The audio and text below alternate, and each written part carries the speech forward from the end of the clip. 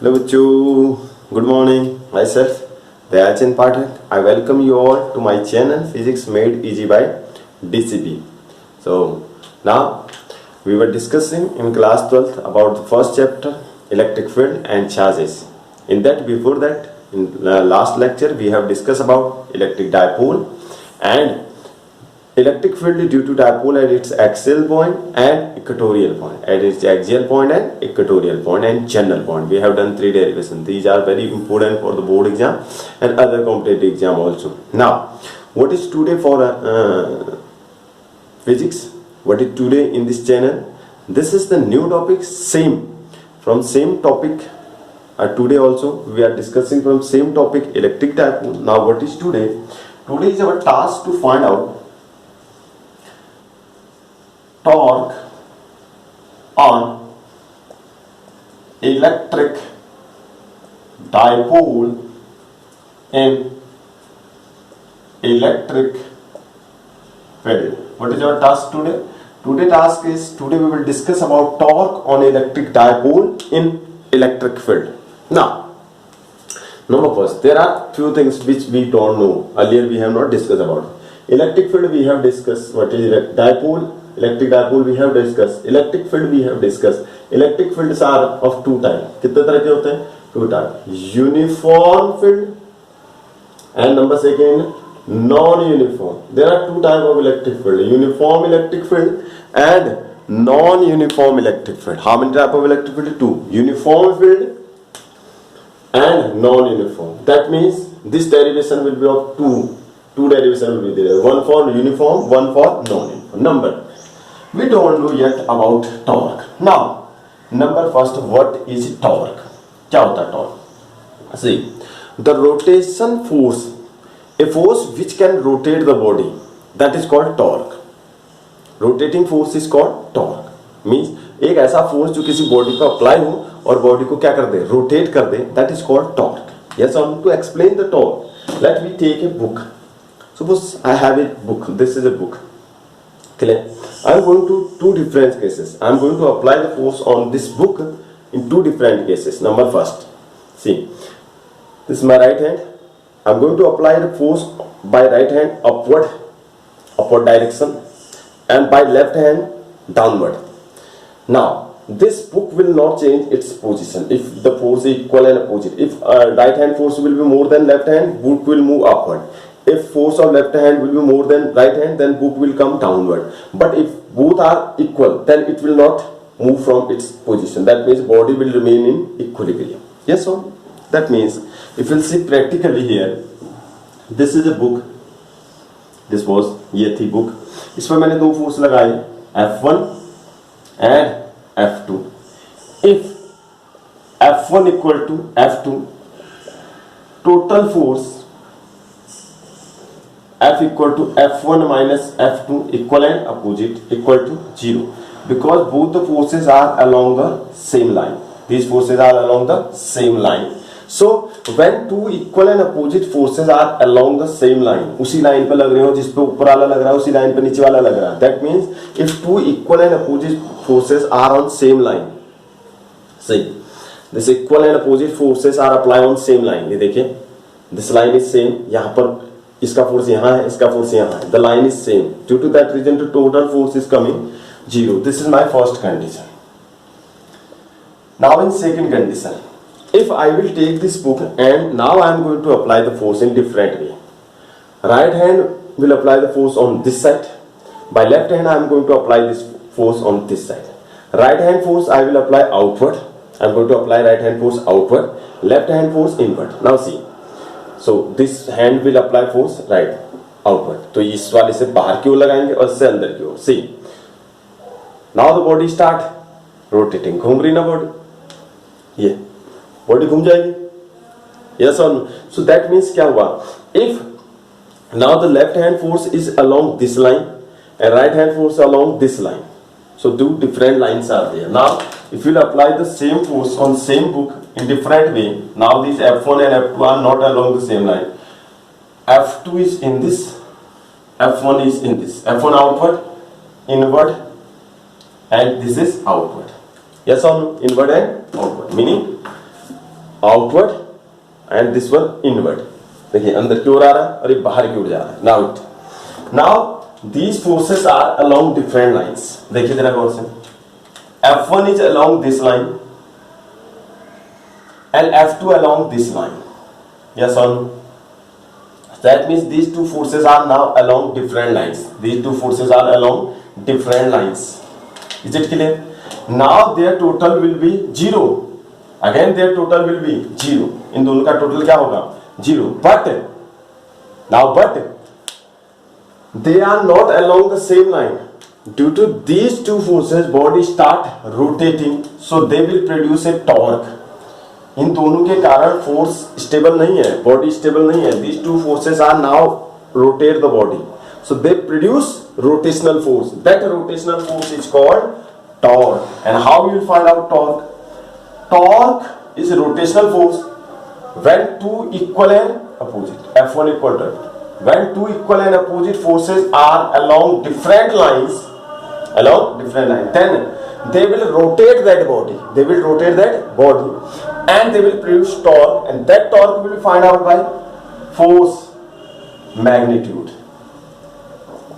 Magnitude of force means value of any one. Both are equal.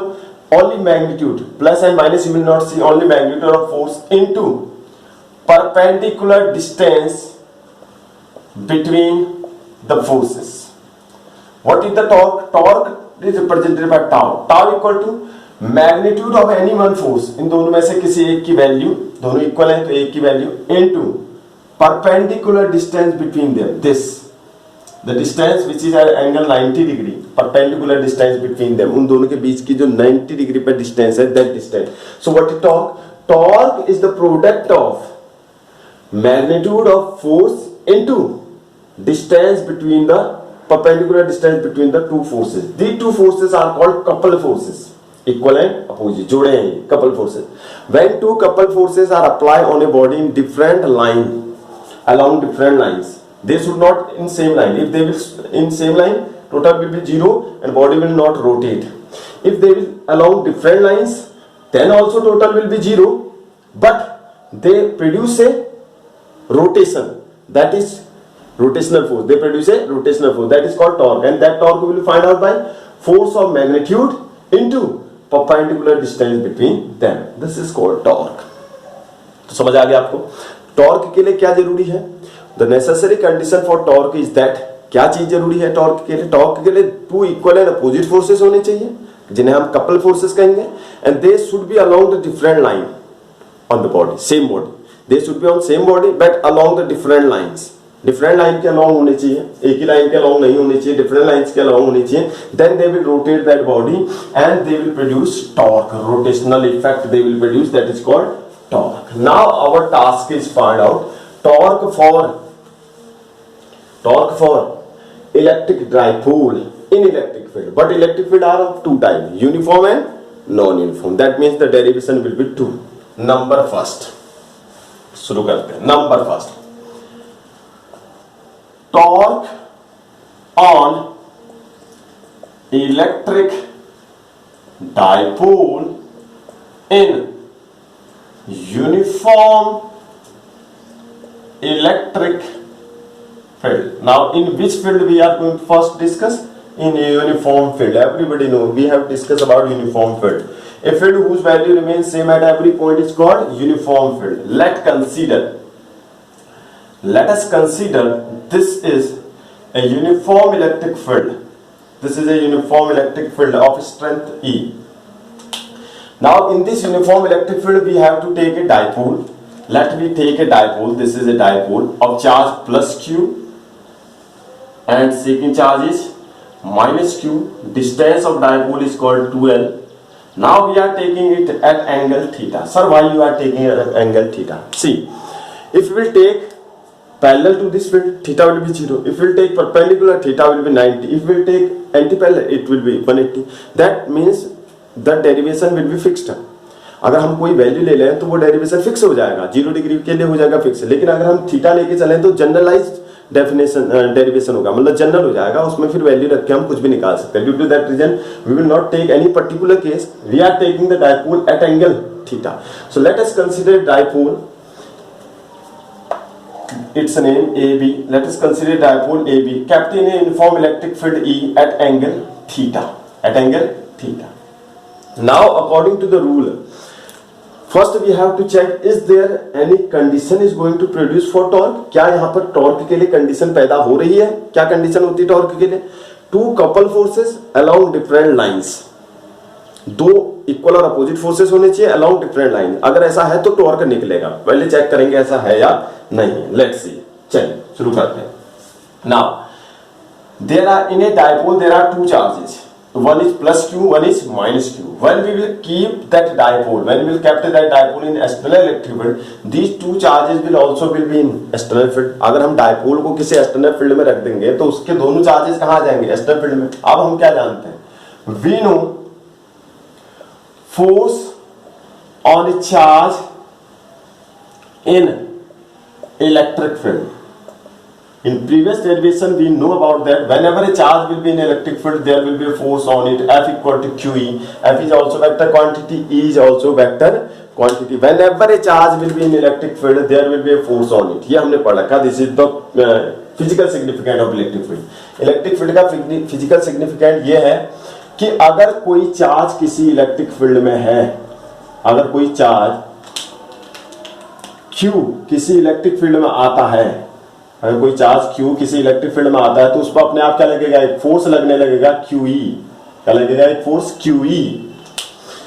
Clear? So now here are two charges in electric field. ये दोनों भी तो कहां आ गए? Electric field. सो क्या हो जाएगा? So force on plus Q charge of dipole, dipole के प्लस Q चार्ज पर फोर्स कितना होगा? F1 vector QE1. QE1 कैसा होगा? ये कैसा चार्ज है? प्लस है तो प्लस हो गया. इसका मतलब प्लस आ रहा है, F1 और E1 के बीच प्लस आ रहा है, तो समझने के लिए कह सकते हैं same direction of field. Field की सेम डायरेक्शन पर होगा. यस और नो? ऑब्वियसली प्लस पर हमेशा force in the direction of electric field लगता है. यस और no? Clear? Similarly force on minus Q charge of dipole, minus Q charge में कितना फोर्स होगा? F2 vector minus Q E1. E uniform है तो E1 और E2 लिखने की जरूरत नहीं, E लिख सकते हैं. यस और नो? माइनस E, माइनस मतलब हुआ F2 और E अपोजिट डायरेक्शन. कैसे है? Opposite direction. यस और नो? माइनस का मतलब E हुआ.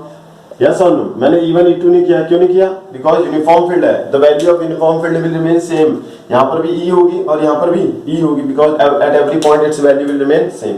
Now it is opposite. ये माइनस आ रहा है, इसका मतलब ये अपोजिट डायरेक्शन में होगा. This will be just opposite to the electric field. Clear? So now we come to know that in this dipole there are two forces, one on positive charge, one on negative charge. Both the forces are equal and opposite. That means condition है, torque निकलने के लिए condition है. Torque की condition होती है कि equal होने चाहिए, अपोजिट होने चाहिए, along the different lines होने चाहिए. Is they are along the different line? Yes. One is along this line, one is along this line. That means they are at different lines. दोनों किसमें है? Different lines में. एक इस line पे लग रहा है, एक इस लाइन पे. देखिए एक यहां लग रहा है, एक यहां. That means two equal and opposite forces are along different lines. That means they are couple forces and they will produce rotation, they will produce torque. So condition is satisfied. Now we will move forward. अब हम निकालेंगे total force on dipole. What will be total force? F equal to F1 plus F2. F1 plus F2. Total force F equal to plus QE minus QE equal to 0. That means the total force on dipole in uniform electric field will be 0. This is 1 marks question for CBSE board, very important. What is the total force on dipole in uniform electric field? The total force on dipole in uniform electric field is how much? 0. इस पर कोई भी force नहीं काम कर रहा. कौन सा फोर्स नहीं काम कर रहा? ट्रांसलेटरी. ट्रांसलेटरी मतलब ट्रांसलेटरी फोर्स नहीं है. ट्रांसलेटरी मतलब मोशन कराने वाला.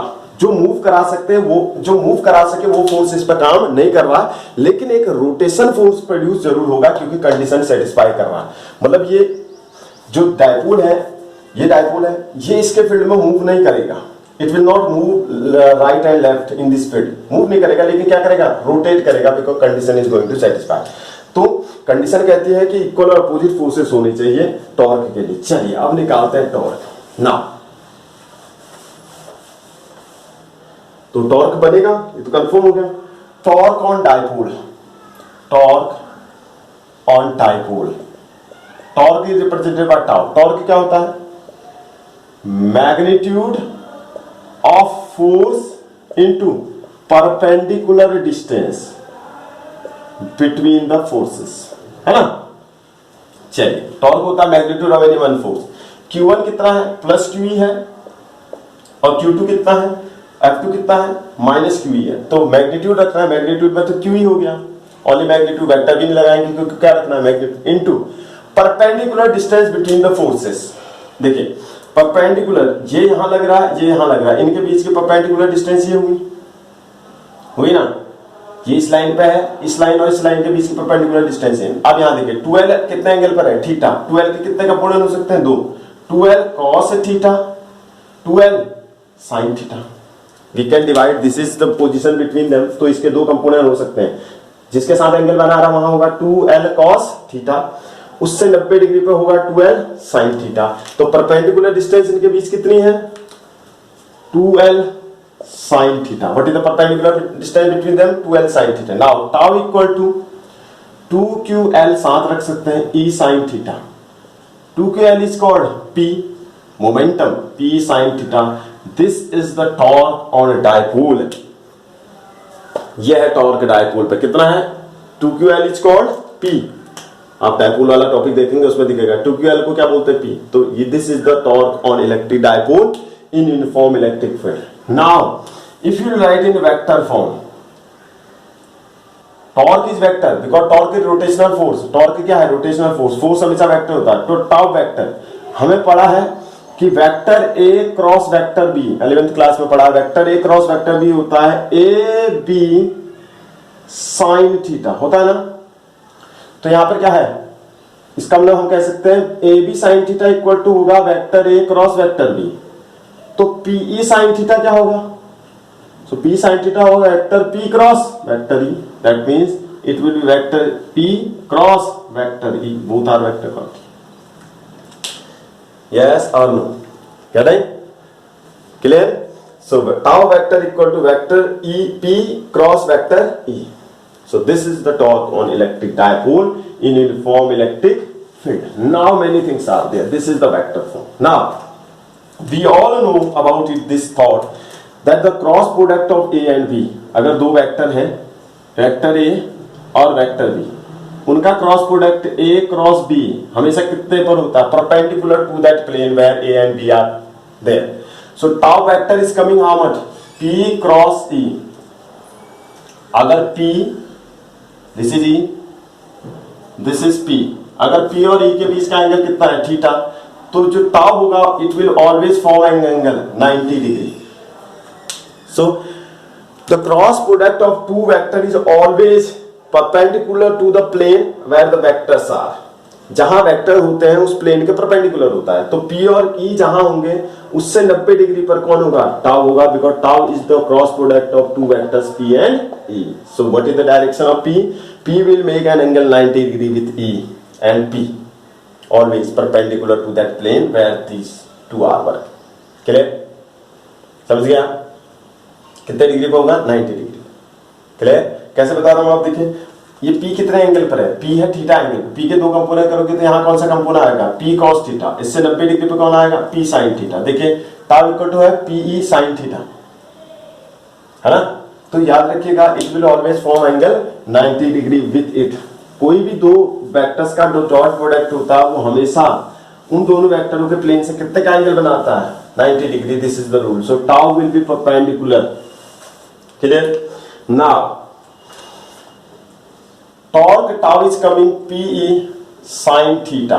Tau is coming PE sin theta.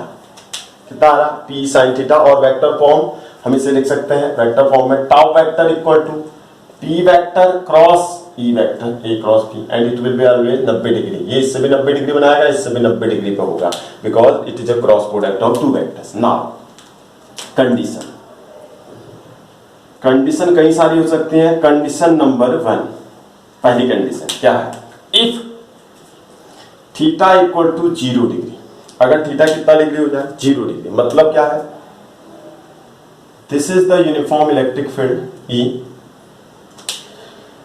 What is theta? Theta is the angle between P and E, P और E के साथ आ रहा है, तो इसका मतलब थीटा किसके बीच का एंगल है, theta is the angle between P and E के बीच का एंगल थीटा है।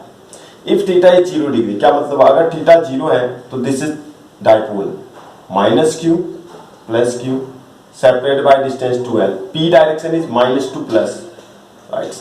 So if the direction of p and e are same, देखिए माइनस से प्लस की ओर होती है p की डायरेक्शन, मैंने डायपोल क्या रख दिया, पहले माइनस रख दिया फिर प्लस, तो माइनस से प्लस की ओर p हो गया और e भी यहां को जा रहा है, थीटा 0 हो गया। सो tau will p e sin 0, sin 0 is 0, so tau will B 0, tau कितना आ गया 0, so torque on the dipole in the direction of electric field will be 0. It is called stable condition। क्या बोलते हैं इसको, stable condition, बहुत important. What is stable condition? When theta is 0, that means the direction of E and P, P means electric dipole moment, उसकी direction minus से plus की ओर होती है। अगर इलेक्ट्रिक फील्ड और P की डायरेक्शन सेम है, थीटा 0 है, डायग्राम यह है उसका, तो टाउ 0 होगा, उस कंडीशन को हम कौन सी कंडीशन बोलेंगे, स्टेबल कंडीशन। कौन सी कंडीशन बोलेंगे, stable condition. Now condition number 2, if theta equal to 180 degree, अगर थीटा क्या हो जाए 180, तो कैसे होगा 180, देखिए बनाएंगे कैसे, ऐसे दिस इज ई, लेट ये ई है, अब थीटा 180 लाना है, तो क्या करेंगे हम डायपोल में, दिस इज माइनस क्यू, अब यहां प्लस क्यू रख देंगे, पहले यहां माइनस क्यू रखा था, अब देखिए ये 2l हो गया, p कहां से कहां की ओर होता है, माइनस से प्लस की ओर होता है, तो दिस इज p, देखिए p यहां को लग रहा है, e यहां को लग रहा है, कितने का एंगल हो गया दोनों के बीच में 180 डिग्री। सो टाउ हो जाएगा PE sin 180 degree, sin 180 is also 0, so it will come tau equal to 0, sin 180 की वैल्यू कितनी होती है 0, तो ये भी क्या जा गया 0। It is called unstable condition, यहां पर ये ऐसे रह नहीं सकता, this condition is called unstable condition, this condition is called unstable condition. क्यों सर, देखिए इलेक्ट्रिक फील्ड यहां को आ रहा, इसके अपोजिट चार्ज, इस पर फोर्स यहां को लगेगा, इस पर फोर्स यहां को लगेगा, इसका मतलब ये इस तरह से स्टेबिलिटी में नहीं रह सकता, this condition is called unstable condition. कौन सी कंडीशन बोलते हैं, unstable. Number 3, condition number 3, now क्या है condition number 3, if theta equal to 90 degree, अगर थीटा कितना हो जाए 90, कैसे होगा 90, देखिए दिस इज फील्ड E, ठीक है, this is field E, now we will put the dipole minus q plus q, 12 distance between, now P is from minus to plus, how much angle it is going to form, now it is going to form angle 90 degree, if theta is 90, so tau will be PE, यहां रखेंगे PE sin 90, sin 90 is 1, so tau equal to PE sin 90 is how much, 1, so tau will be P, tau maximum value, this is the maximum value. So what is the maximum value of torque? Torque maximum value tau equal to PE.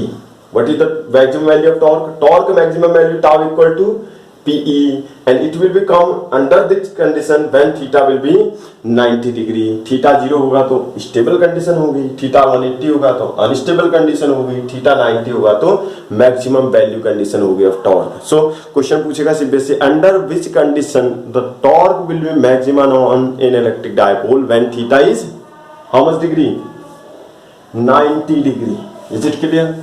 These 3 conditions with diagram you have, board will ask with diagram these all conditions. Now come here, now tau is coming PE sin theta, ठीक है. Tau is which type of quantity? Torque is vector, torque is vector. This is E at angle theta, this will be P, and with these two there will be tau. Tau will be always make an angle 90 degree with them, because tau क्या है? tau vector है P vector cross E vector, दो vectors का cross product हमेशा 90 पर होता है उससे. Clear? Now unit of tau, what is the unit of tau? Torque की यूनिट क्या होगी? देखिए P किसे बोलते हैं? P इक्वल टू होता है 2QL. तो यूनिट हो गई, 2 की कोई यूनिट नहीं, Q की यूनिट कूलाम इंटू L की मीटर. सो P की यूनिट होगी coulomb into metre into E की यूनिट होती है E इक्वल टू होता है F/Q0. याद रखिए, प्रीवियस हमने डिस्कस किया, न्यूटन पर कूलाम. तो ये हो गया न्यूटन पर कूलाम. कूलाम कैंसिल आउट, क्या हो गया इसकी unit? Newton into metre. Small बनाएंगे, कैपिटल में नहीं लिखा जाता, याद रखिएगा. Newton into metre. So what is the unit of it? Its unit is newton into metre. It is a vector. Unit of torque is newton into metre. It is a vector quantity. It is which type of quantity? It is vector quantity. It is always perpendicular to the plane where P and E. जहां P और E है उस plane से हमेशा कितने angle पर होगा? 90 degree पर. Is it clear? So this was the torque on electric dipole in uniform electric field and these are the conditions for it. Is it clear? Now अब यहां पर से आपसे क्या पूछा जाता है? आपसे पास क्वेश्चन आएगा कंडीशन स्टेबल, अनस्टेबल, इक्विलिब्रियम, कोई भी एक कंडीशन आपसे पूछी जा सकती है. When it is maximum, what will be the direction of torque, this all. Clear? Now second, now we will discuss number second. अगर ये यूनिफॉर्म ना हो, क्या हो? Torque on electric dipole in non uniform electric field. Now our task to discuss that if the field is not uniform, it is non-uniform field, then what will be the torque on dipole. अब हमने कैसा field लेना है? Non uniform लेना है. चलिए करते हैं. Non uniform electric field is represented by like this. हमने पहले डिस्कस किया. Suppose this is a non uniform electric field where electric field lines are close. In previous topics we have discussed, if electric field lines are close, electric field will be strong, and where electric field lines are far, there electric field will be weak. Let's take a dipole. We are going to take a dipole. This is a dipole. Minus Q plus Q. It is kept at angle theta. Now this is also kept at angle theta in non-uniform. This is A, this is B. Clear? Now we have taken the dipole in non-uniform electric field. Now the dipole is in non-uniform electric field. This electric field is non-uniform because field lines are some places it is close, other places they are far. That means it is non-uniform. तो value same नहीं होगी. कहाँ ज्यादा होगी? किस जगह पर ज्यादा होगी? Sir, where the field lines are close, field is strong. Where the field lines are far, there field is weak. That means EA greater than EB होगा. At this point electric field will be weak than this. At A electric field will be strong than B. So force on charges. Number first, force on plus Q charge. They are in electric field. So what will the force on plus Q charge? F1 Q EB. It is at B, तो उसका field मैंने EB मान लिया, तो plus EB. It will be same direction. How we come to know same direction? Plus आ रहा, plus means in same direction. F1. Equation number 1. Clear? This is the force on dipole in field. Getting on? Now, number second. Force on minus Q charge. Minus Q पर कितना होगा? F2. Minus Q charge is at A. At A we have taken a field, तो क्या minus QA.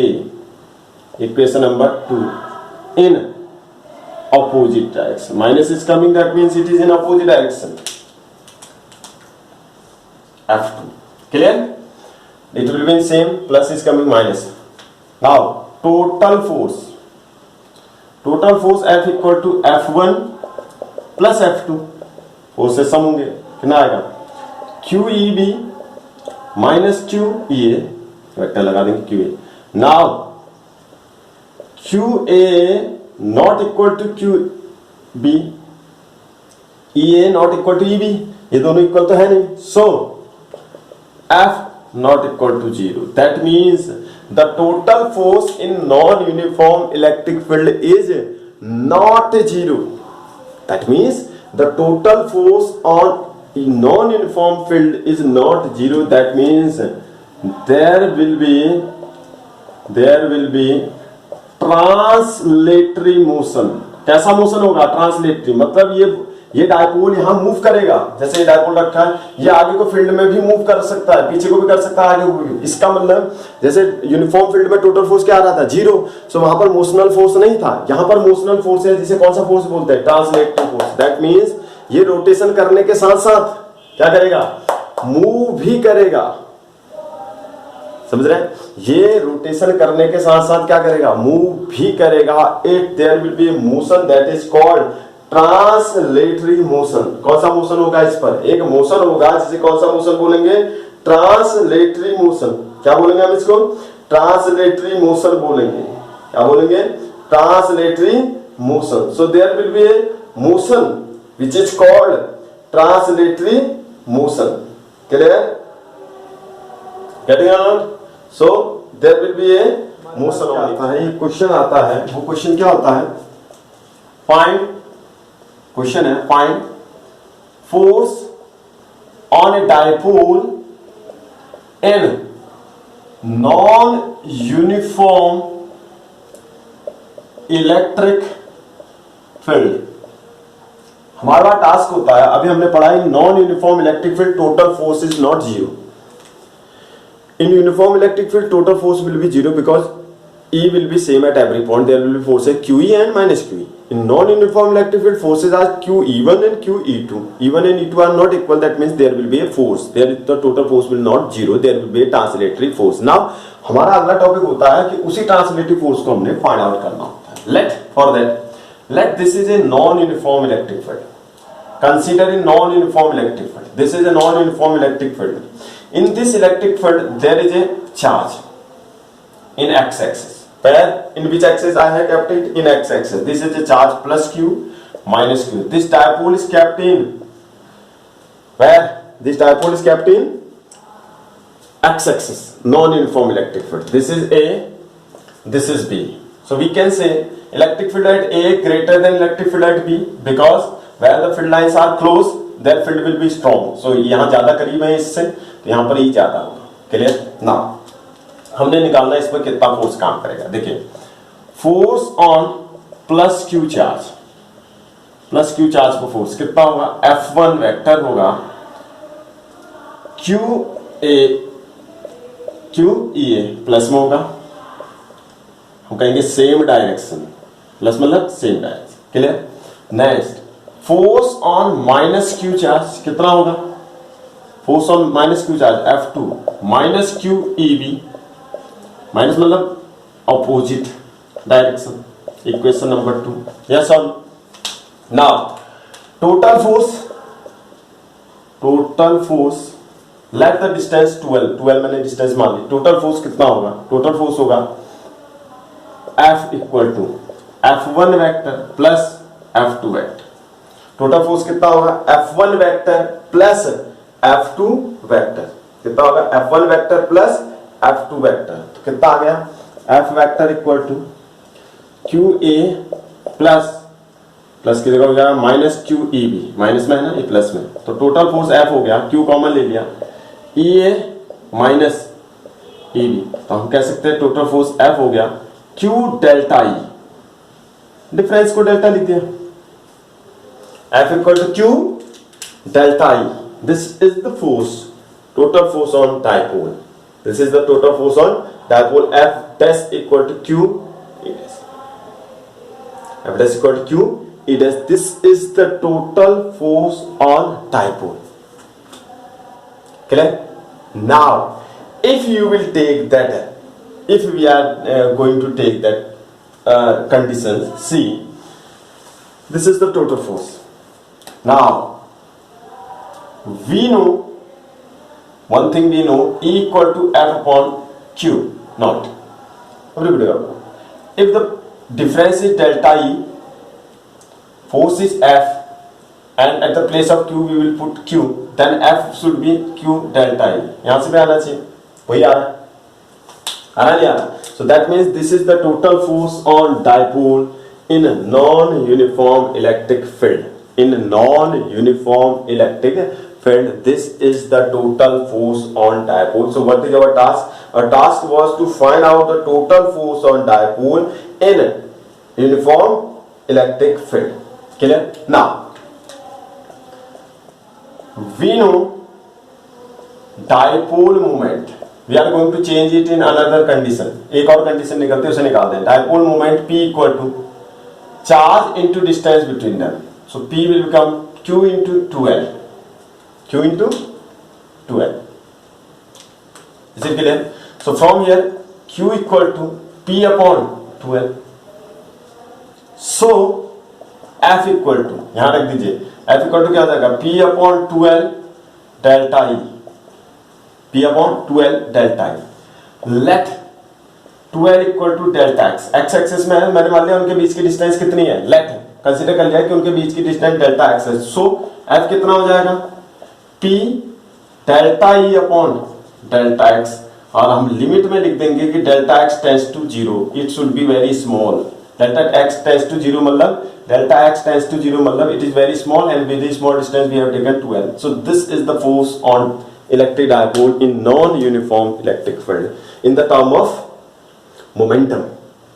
In the term of momentum, this is general condition. In the term of momentum, this is the total force on the dipole in uniform electric field. So this was the topic in which we have discussed about all the things, all the topics of dipole. It is very, very important for the competitive exam. There are two most important things. See, in any dipole, either it is uniform or non-uniform electric field, total charge will be 0 because charge is algebraic. Plus Q minus Q 0.